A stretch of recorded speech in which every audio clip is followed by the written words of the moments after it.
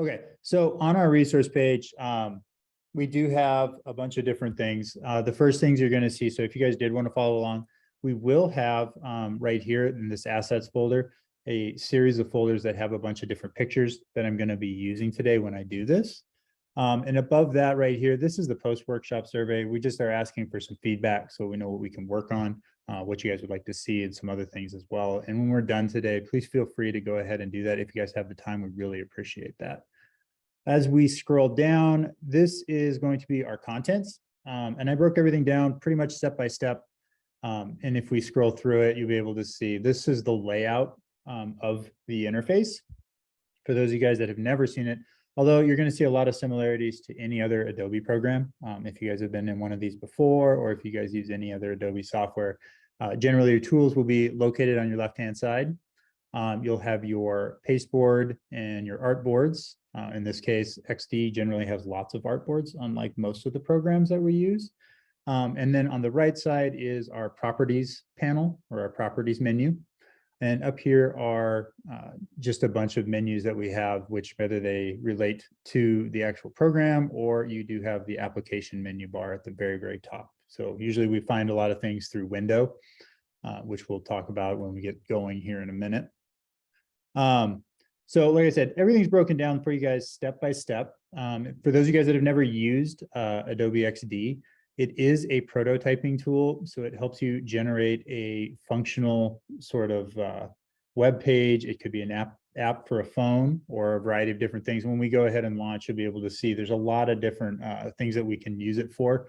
The one thing is, though, that it is not, and I just want to make it clear when we start, it's not an actual fully functioning website or application. It would still technically need to be coded, but it saves a ton of time and money doing the process of getting it set up and everything in place. So that way a coder could really just go in and do it very quickly.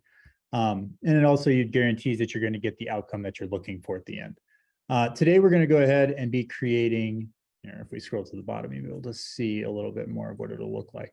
So a series of different pages that we're going to interact with, so we can go from one to the other by clicking on items. So they're linked, and then we can also go back. And we'll also talk about at the very end creating components. So for example, like making little things, like if you ever go on Facebook or Instagram, like the little hearts that you click on and they change colors and stuff like that. So we will create one of those while we're in here as well. But we'll also talk about how we can add images and do it in bulk rather than just one at a time. And this is a great program. It's very similar to Adobe Illustrator, as well as a little bit of InDesign. It's kind of the two of them married together to a degree. So to start, I'm going to go ahead and let me switch this over to my Xd. So that way we can get started here. So in Xd, when you go to File New, you're going to get a page that pops up that looks like this. And you have New File, Open. And then right here, you're going to have a series of different sizes, like common ones. So for example, phones, we have web, so desktops. We also have Instagram stories and things like that as well that we can design for. And they already have the size of those plugged in for us. Today, we're actually going to be using the iPhone 13 or 12 Pro Max. So I'm going to go ahead, and if I click on this drop-down menu, here's all the different versions. You even have iPad and everything else in between. But we're going to go ahead and just use this one at the very top. And once I click on it, it's going to launch into my interface. So again, here is my pasteboard. And then this in the middle is my artboard. Here are my tools. You'll notice compared to a lot of the other Adobe programs, it is a very minimal amount of tools that you guys have access to. Those of you guys that have used Adobe Illustrator, the reason we talked about that earlier is it marries really well because a lot of the graphics or the components that you guys build are going to be made in vector. So you can design some of those tools or some of those images in Illustrator and simply copy and paste them in. And what some of the files that we're going to look at today are actually made in Adobe Illustrator, and all we're going to do is just import them. Also, we will be using photographs as well. So we use bitmap and vector in here, but a lot of the components are composed of vector. And then on the right-hand side, like we were talking about, here is our properties menu that we have access to. And then up at the top is our design mode, our prototyping mode, and then we also have our sharing mode. So those are the three different areas that we really work in. And when we're starting to build what we're creating, we're going to start talking about building here in design. And then once we get towards the end, we'll get to these others as well. Over here on the right, you guys are going to see a couple different tools. And this right here in particular is one that we're going to be using, and this is desktop preview. So this is, we can see how our application functions. Yeah, Christina. It's still stuck on the startup screen where you choose iPhone 13. I think other people are seeing the same thing. Okay. Sorry. I don't know why it's not carrying over then. Let's see. There it goes. Working again now? Okay. Yeah. Apparently when I launch in, I definitely need to go ahead and make sure that it's switches over with it. Sorry about that, everybody. So again, let me go over this one more time. Pasteboard, artboard. Tools are very limited. And then up here is our design interface. And this is where we're going to be working most of today.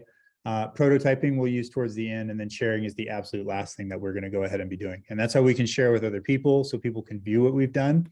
And then we can also take a look at it by using this desktop preview up here in the corner. Will show us how what we've created works or doesn't work, and then we can figure out where something may or may not have gone wrong during the process. So when we open this up, the first thing we're going to go ahead and do is I always like to make sure that we name what the artboards are. So that way, because in Adobe Xd, we generally have lots and lots of artboards because we're linking from one page to another page. So I want to make sure that we start with our basic one here. We're going to title it Home Page. So that way we know which one is our main page for this project. So once I've done that, we can go ahead and we're going to start building tools. And you can see right here, the first thing we're going to create is a rectangle, and we're actually going to be building a frame for a photo that we can drop in. That way we don't have to actually create or drop in an entire photo and then try and crop it after the fact. So we're going to go ahead and use this rectangle tool over here, or you can press R on your keyboard, and that will go ahead and just let you access that as well. What we're going to go ahead and do is we can click and drag to create a rectangle. So just like any other program, unfortunately, like Adobe Illustrator, we can't really just click and then plug in dimensions like we used to. So once we've done this, though, you can see over here in our properties menu, it gives us the dimensions of what we've created. So we have the same width as our artboard, which is 428, and then our height of 654. And I've decided I want to go ahead and change it. So I can actually just click on this and change it to 650, and then just go ahead and click enter. And once I've done that, it'll shrink a little bit. Now, once we've created shapes, we can still move them around like any other Adobe software, and we can use this selection tool up here at the top. And you can either click on it, and if you hover over it, you will see that you can use the letter V. Right here, it shows you the quick key for it. And that'll select it for you. And we can go ahead and maneuver this. And I want it to be at the very bottom. And if this was going to be a shape, I could simply go over here, and you can see here are borders. Here's our fills. So these are the properties of this particular object. So if I turn this off, I can't really see it because I don't have a border on it anymore, and my fill is white. So we're going to leave the border on. The fill's not going to matter because, like I said, what we're going to do is we're actually going to be turning this into a frame for an image. So what I'm going to do is I'm going to go ahead and open my assets. Let me see if I can actually change my view for my actual entire monitor, so that way everybody can see everything I'm doing. Okay, so can you guys go ahead and see my window floating in front? Awesome. So what I'm going to do is I'm going to go to my documents. I'm going to navigate to where I have it saved, which is going to take a bit of time because there's a lot of folders. And then right here is the main one I'm going to use, and I'm going to use the sticker stack homepage. So all I need to do in XD is I can either import images, or the easiest way we found is honestly drag and drop. So I can just simply drag this over, and you'll notice it turns blue. And when I let go, it'll fill the frame. So let me go ahead and we'll click back on here. So the thing is, just like in Adobe InDesign, if you guys have used that before, the artwork will fit in the frame from top to bottom, and whatever's on the left or right side will be cut off. So if I want to actually change the size of this and I want to increase the object, I can go ahead and make sure I have my selection tool clicked on, and I can double click to go into isolation mode. And in isolation mode, I can see here's the rest of that graphic. And I can go ahead and drag. And one thing you want to make sure when you are dragging on here is sometimes some objects require you to hold the shift key. Luckily, this is a lot like the new Photoshop where I don't need to, and it'll maintain its proportions. And you'll see that anything that's slightly grayed out is obviously going to be outside of that frame. So whatever is going to be full color, okay, with the most intensity is going to be what shows up inside that frame. The rest of it will get hidden. So we're going to go ahead, we'll select about right there. And then in order to go back, I can just double click outside and that'll close my isolation mode. So now I just have what's in my frame. And this is non-destructive. So if at any point in time I want to change what fits in there, I can double click on it again and move things around until I'm happy with what I see. Yeah, let me see if I can let somebody in here. There we go. Okay. So once we've gone ahead and done that, we're going to go ahead and create our next object. So this time we're also going to be using the rectangle tool. So we can use the letter R or click on it. And this time we're going to go ahead and click and drag. And we're going to create a rectangle and we're going to make it 428 pixels wide by 200 tall.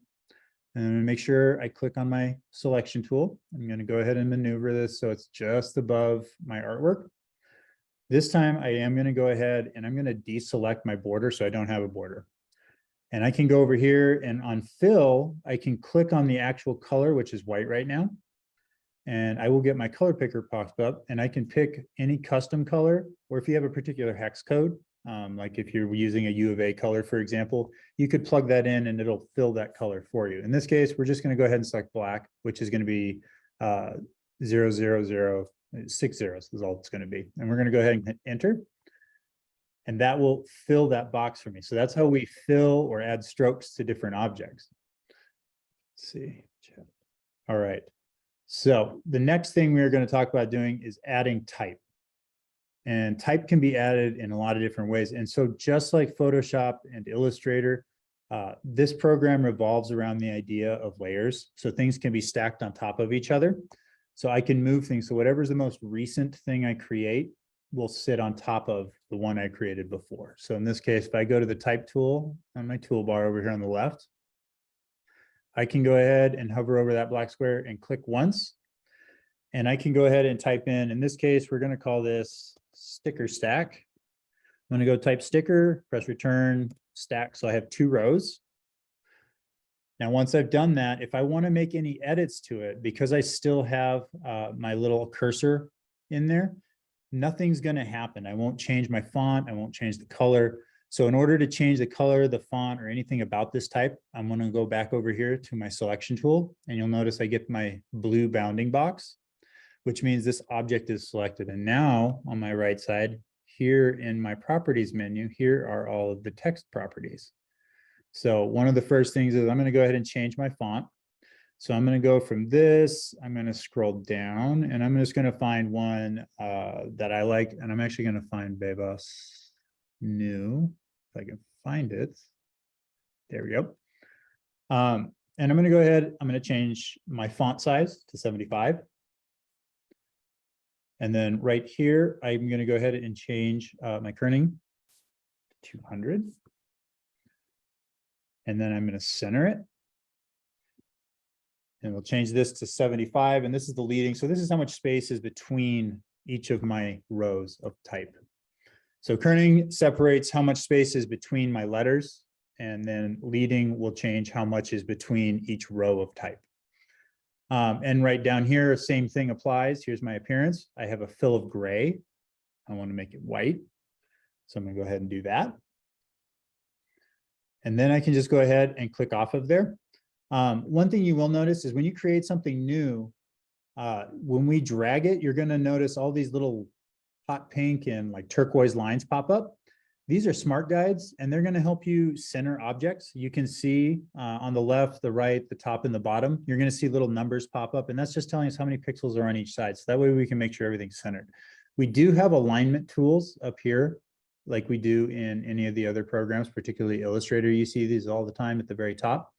But like I said, depending on how you want to work, These work actually really great, and they have a snap to feature. So once you get to the center, it'll hesitate for a second. So that way, you know you're there.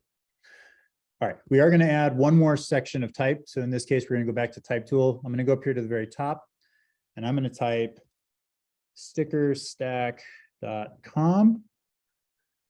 I'm going to go ahead and select my cursor so I can actually edit this type. And again, it's going to keep the same properties it had before. So it has a white fill. This time I'm going to change it so it's a light medium gray. So that way I can see it. I'm going to go change my font type to Arial. I'm going to select which type I want to use, regular, since it's a lot thinner. And I'm going to change the size to 25, and let's see what that looks like. A little big. So let's actually go ahead and let's drop it down. We'll change it to 15. All right. So that's a little bit better. And again, I'm going to go ahead and slide it into place, and you can see those little numbers pop up. So right there is about center for that.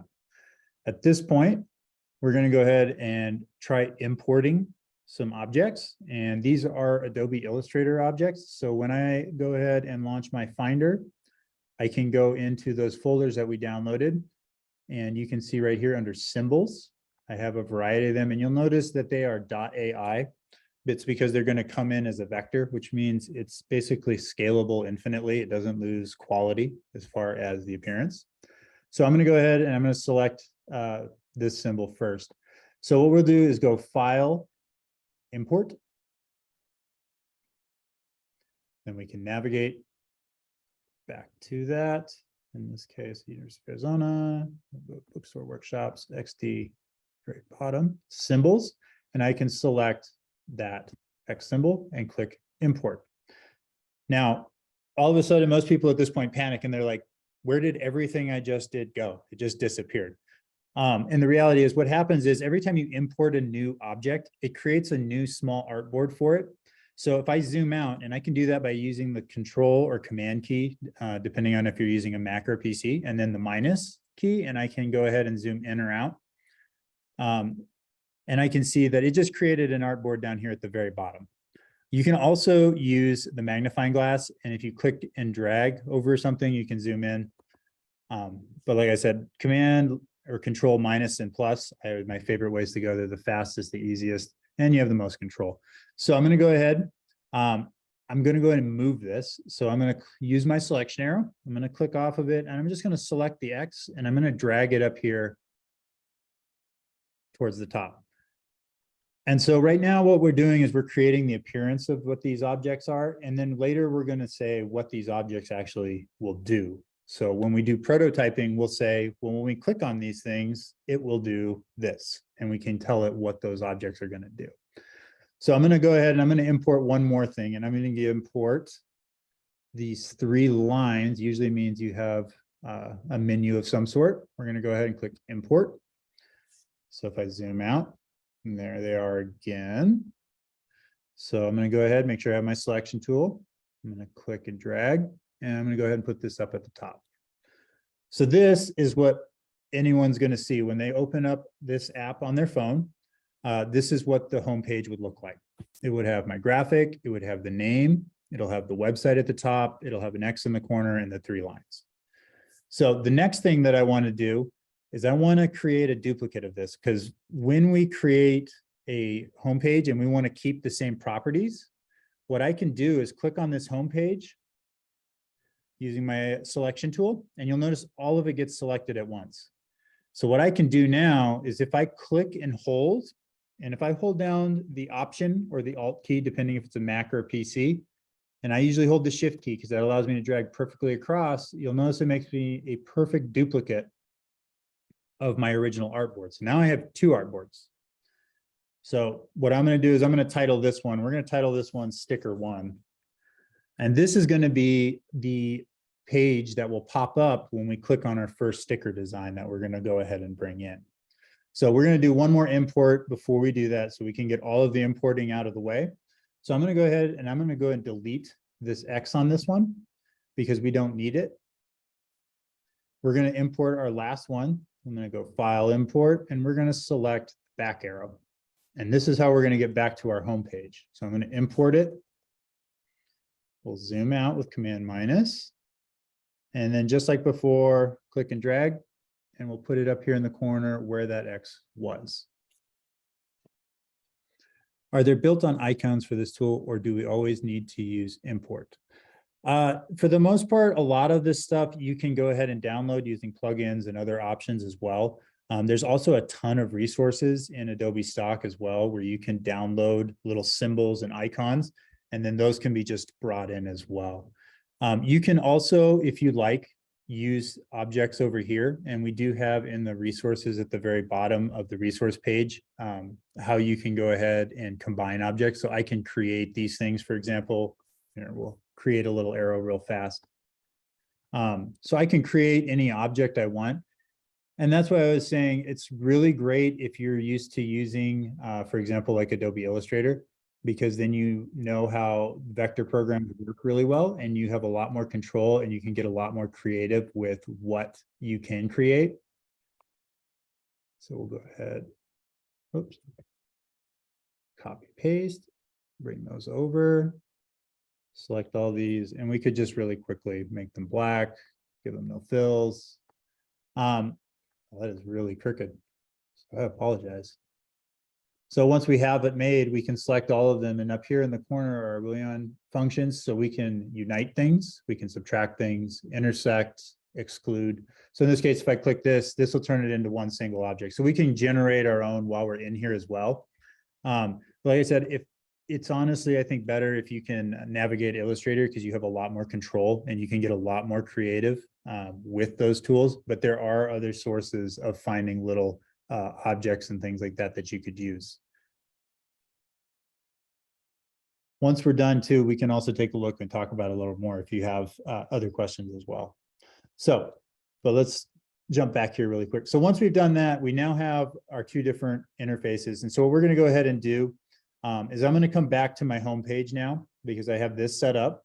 And what we're going to do is we're going to create a scrolling feature. So if I flip on my phone, like for example, on Instagram, and I'm scrolling and I'm go up and down, we're going to create that feature on here. So what I'm going to do is use my selection tool, and I can click and drag over all of these artboards. Since I don't actually need them for anything, I can just go ahead and delete them, select them all, and then use the delete key, and they will disappear. Now, if I select my home page, I can see over here that I have my width and my height. And what I want to go ahead and do is I'm going to make this twice as tall. So I think that's, what is that, 1.8, we'll go 1.846. I'm not 100% sure. And once I do that, you'll notice that all of a sudden I get this little blue icon with these two lines. This is the symbol for scrolling feature. And we have the ability to create scrolling features that go in different directions depending on what we're doing. But when you create a longer artboard than the one determined here, this will automatically create a scroll feature, so we can actually start to create another page that will continuously scroll down as we generate more artwork.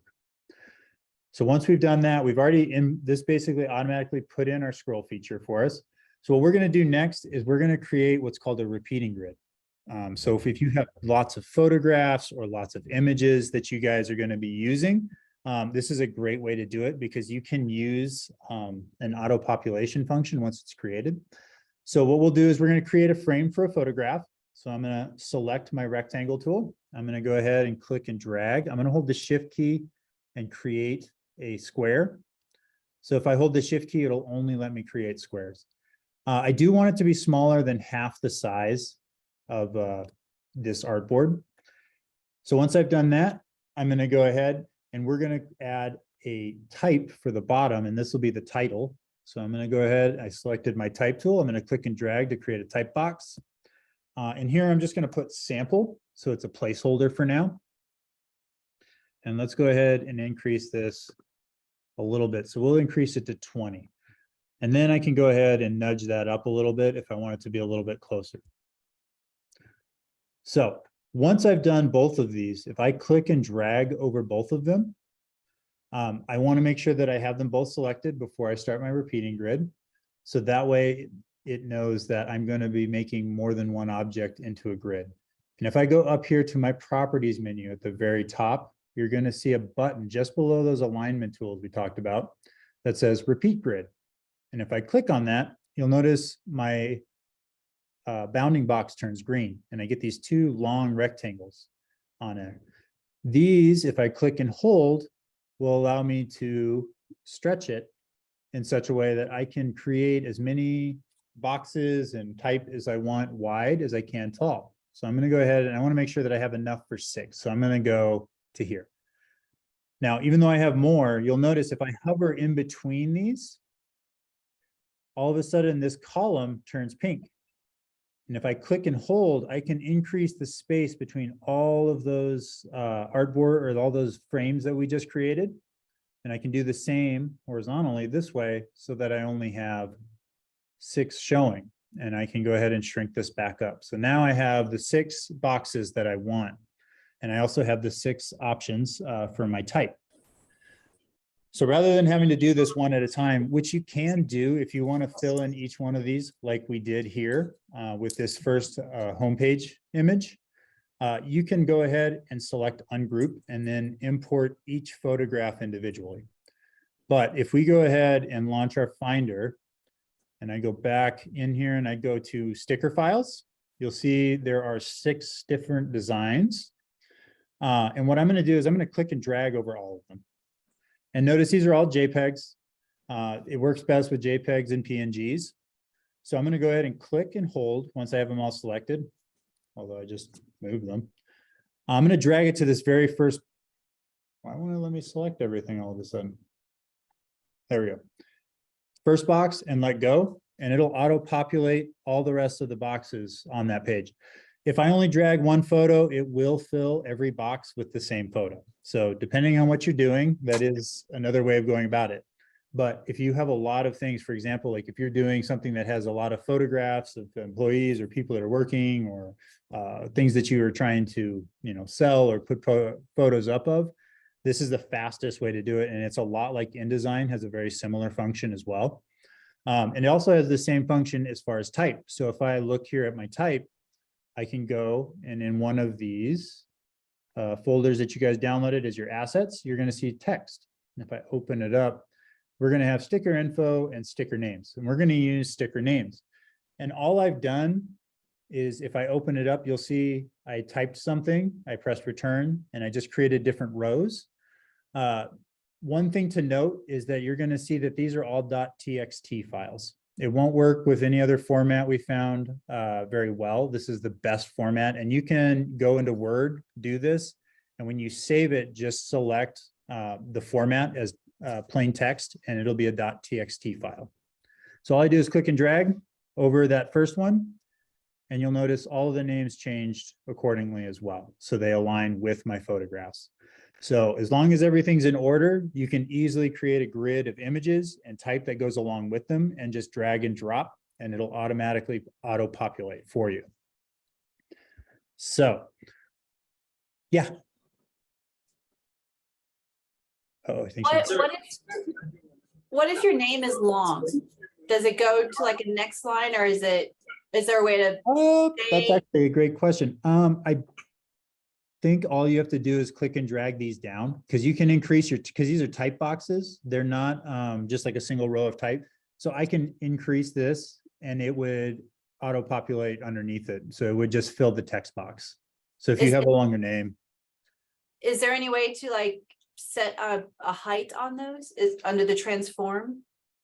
The transform for all of these? Yeah. When you create a text box, you can usually right here under transform, here are the dimensions for those. And you can just say, so you can see once I've changed. Oh, but it looks like, yeah, I did it on all of them. So whatever you do to one, it does it to every other. Okay. Feed grid will copy all of the features that one of the things has. Okay. Which is great and sometimes frustrating. And like I said, if there is one that you don't like and you have everything set up and you dropped everything in and you're like, all right, I really want to tweak just this one. Yeah. All you got to do is when they have it all selected, select ungroup grid, and then you can manipulate specific things without editing everything. So that way, if you have one in particular, you can go ahead and do it that way by just ungrouping your box, your grid, sorry. And then what happens if you group them again? Well, you know what? I haven't messed with it that much lately, so let's find out what happens. So let's go ahead, we'll select our group, we'll ungroup it. So let's say this one, let's make it really big.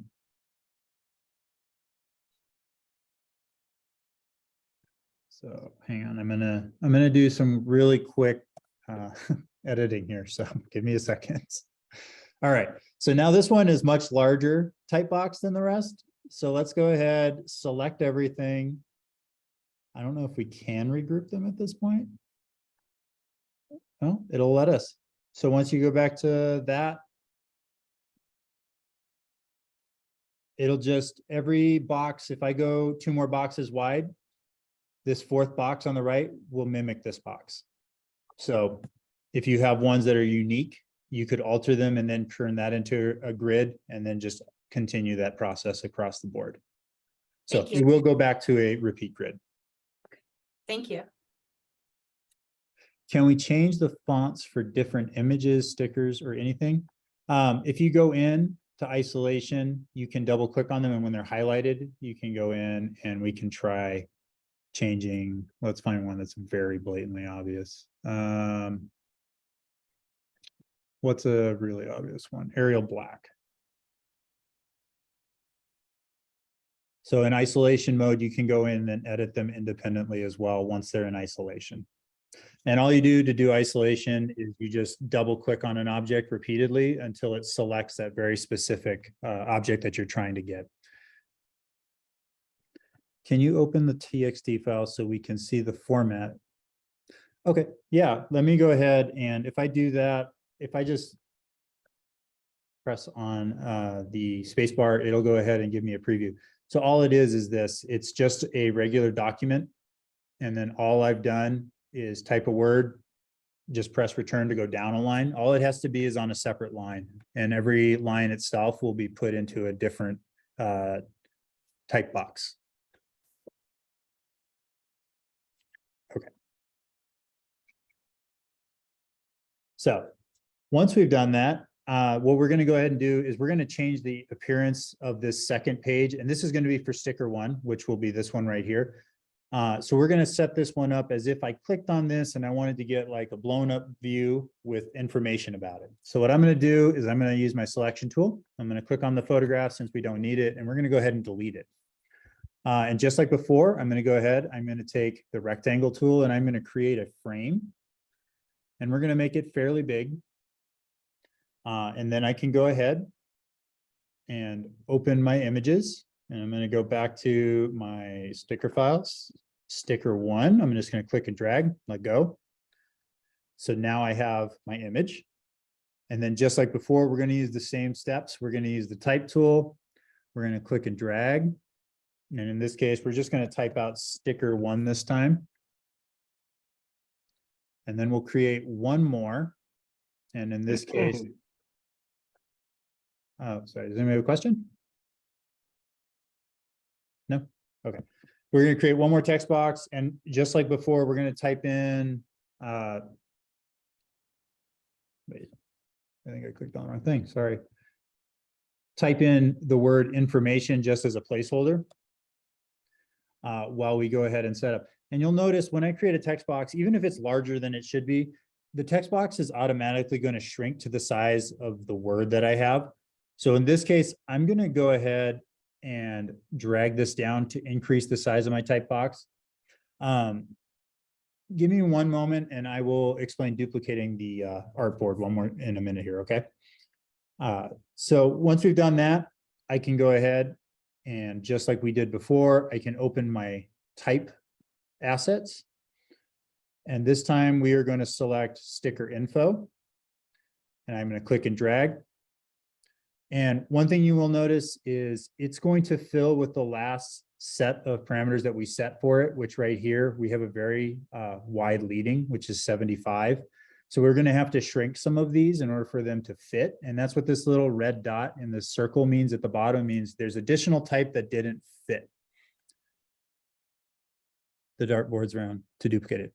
Yes, you'll want to click on the name of the homepage or the artboard And then once it's selected, click one more time, hold, and then hold the Option Alt key and drag, and it'll duplicate for you. Thanks, Alex. So once it's selected, we can go ahead and shrink this down. So here we have a much shorter leading. We can also go ahead and we're going to change the font from Arial Black. We're going to just change it to regular Arial. So that way it's a little bit smaller and it's not quite as heavy as the type we have above it for the title. So once we've done that, we now have our information, we have our title, we have our blown up photo. And so this will be our new artboard, which is going to represent our new page that once we click on this, we'll actually go ahead and select to here. It has a clear background.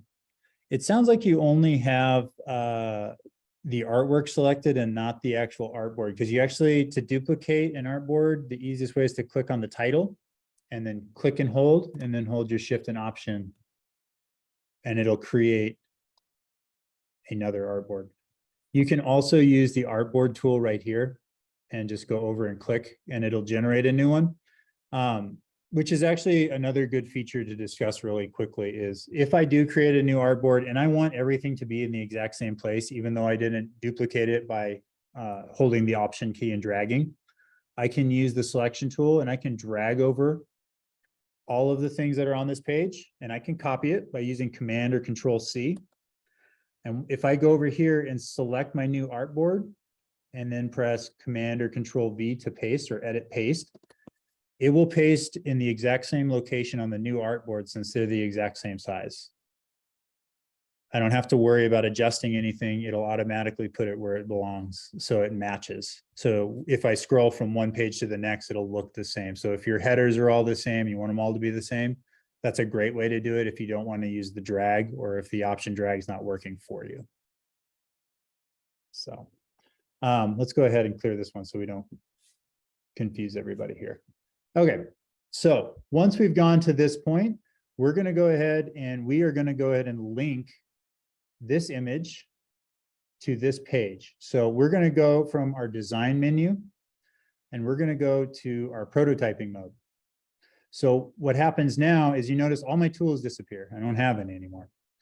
So what we can go ahead and do is I can go ahead and select an object. So I'm going to click on this one and notice all of a sudden I get this little arrow, and if I click on it, I can have a new end to it. And I can click and drag and say, I want you to go to this artboard. And vice versa. This means if I click on this particular image on my homepage, it will take me to this page. Now, if I want to go back, I can simply use this back arrow that we created, click on it, click on its little arrow, and take it back to the homepage. So if I use Command A, you can see the directional paths of each one of these linked objects or elements and where those elements will take you. So really quickly, what we'll go ahead and do is I'm going to show you guys really quickly how this works. And then we're going to do one more thing, and we're going to be creating what's called a component after this. So once we've done this, we can go ahead. I'm going to select design. I'm going to use my selection arrow. I'm going to go ahead and click on my home page. And then I can go over here and we're going to use desktop preview. And if I click on this, all of a sudden you're going to see a new window pop up. And this is going to function just like how our app would function on our phones or anything else. So I can scroll, you can see here's our scroll feature. We can scroll up and down on here. If I go ahead and I hover over this, you'll notice my cursor turns into a hand. And when I click on it, it takes me to my new page. And when I'm done, if I want to go back to my home page, I can simply go to my arrow. You can see that hand appears and it'll take me back home. So all you're doing when you're navigating in there is you're basically saying, when I click on this object, it takes me to this location and it'll move me around. So that's why on that main page on the resource page, you see like 6 or 7 artboards, is because they all link different places and each part of them links to somewhere. And so that's why, like I said, it can get very confusing. So it's really helpful to make sure that you name your artboards and try and keep them structurally in order. Otherwise, it becomes a really big rat's nest. We'll use rat's nest because there's lines running everywhere and it gets confusing sometimes, depending on how big the project is. Okay, so the last thing that we're going to go ahead and create is we're going to create a component. And so a component is just going to be a little feature that will react when I do certain things. So what I'm going to need to do is we're going to import two objects. So I'm going to go to File. I'm going to select Import.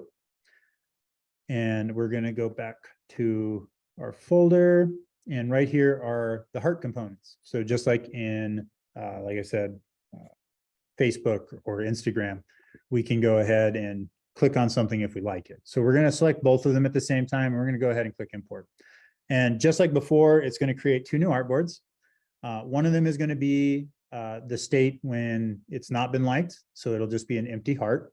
And on the right side will be what it looks like when it is filled. So what we're actually going to do is we're going to sort of overlap these objects and we're going to group them together so they're easier to manage while we create the component state. So what we're going to do is I'm going to go ahead and drag this heart over this one so they line up. And on here, I can go ahead and on this, I can actually increase the size of my border. I'm going to change it to 2 because we are going to shrink it a little bit. So it's a little bit thicker. So then let's go ahead, we'll zoom out. And I'm going to click and drag over my heart. And I'm going to drag it up here, although I did not leave myself enough room. So zoom in. Now it's a little big, so what we can do is click and drag here. And notice if you do not hold the shift key on some of these objects, they can get weird. So if you hold the shift key, it will constrain the proportions, so that way it won't get warped. So, and you can hold on to the shift key. It's just an alternate, like an alternate key. So it's not going to do anything. So make sure you let go of your cursor or your trackpad or your mouse before you let go of shift. That way it won't distort. So we're going to go ahead and we are going to put this roughly right here. Now, what we can go ahead and do is we can use right here component, or you can go ahead and right click on the object and we can say make component, or we can use Command K. And that will make a component as well. So once we do that, all of a sudden you'll see right under the component state, it says component main and we have default state. So what we need to do is create what is the alternate state. So this is what it looks like right now. So what we want to do is click on this plus, we're going to add a new state and we're going to call it a toggle state. So that just means when I click on it, it's going to do something different. So we're going to add a toggle state. So how we're going to start this is we're going to go ahead and select default. And then we're going to go into this heart shape. And I'm going to want to make sure that I get to the point where I have just the red selected. And I can tell by looking at my appearances right here that I have a red fill. And what I'm going to do, because I'm in the default state, I want to make sure it looks like no one's liked it yet. So we don't want to have a fill in it. So what we're going to do is take our appearance, we're going to take our opacity and drop it to 0. So I'm going to go ahead and double click. So I'm no longer in isolation. So I'll click on this again. We'll click and drag over them. And then we'll say, all right, let's go to our toggle state. So in our toggle state, we're going to go ahead, we're going to bring our opacity for the red all the way up. So this means once someone's clicked on it, we want it to turn red. And then I'm going to click on the black border, and I'm going to drop the black border to 0 on my opacity. Now, if you're like me, it took me a while to understand how to set up the component states. But once I realized you select all of them at the same time and then create the component, all you have to do is go into isolation and make your adjustments depending on how you want it to look not selected and how you want it to look selected. So once we've gone ahead and done that, we can double click outside of it. And if I click and drag over this, I'm going to go ahead and if I switch, so see right here, it's filled in as toggle. If I move it to default, all of a sudden the red's gone. Hey, Ziv. Yeah. Looks like Christina has a question. What do we got, Christina? Sorry, I was just wondering why you needed 2 elements if you're changing the appearance state in here. It's just easier sometimes to have more than one. So especially like if you wanted to transition in different ways, So two components, like two pieces, it's easier to select one of them and say, do this, and then the other one do this.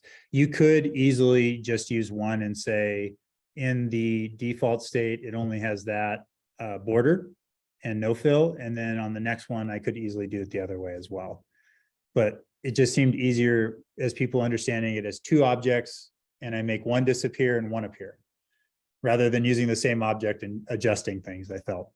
Okay. But yeah, thank you're you. totally right. You could do it that way as well. Okay, thank you. No problem. So if we want to test this out, we can go ahead. I'm going to go ahead and select this artboard really quickly, and I can go up here to the top right, and I can click on desktop preview. So here is this page. And if I hover over it, you'll see that hand comes back and I click on it. All of a sudden it'll turn red. And if I click on it again, it'll become just an empty shell of a heart. So that is the last part, is creating components. And there's lots of different ways to create other components. And we do have some resources in that resource page that will explain more in depth what you can do with those elements and how you can actually edit them in other ways. But that is the completed project that we had set up for there. The last thing we do want to go over is explain how to share this. And in order to do that, we can simply click on share. And right here, we can create links. And this link, you can go ahead and once it loads up here really quickly, if I click on this, it will create a new page in my Finder. And here it will function just like it did in that app. And anyone that you give this link to can see it and interact with it and see how it works. And they can also leave comments for you, so you can give feedback. And that's one way. And like I said, you could simply copy this link if you'd like right here and share it out. The other option that you do have is, let me get back to XD here.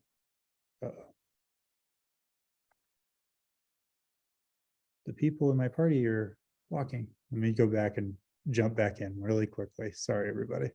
All right. So back in here. All right. So you have that option. You also have the ability right here to go ahead and say, obviously, who has link access, anybody with the link. And I can go and click here and I can type in people that I want to be able to access it. For example, Alex could, or we could do Kyle. And that you can just go ahead and click invite and they will receive a link. The other option that you have obviously is going to be saving this, and you want to save it obviously as it is, so that way you can work on it. So file save as, and here title it something that makes sense, because otherwise you're going to look like my old computer that has project 632 with no title and I can't figure out what it is, and it's actually faster to remake it. And then just click save, and then you'll have access to it. If you do need, for example, a PDF, we can export it by going to File, selecting Export, and then we can say Export all artboards. And then from here, you can click on your format and select any format type you'd like.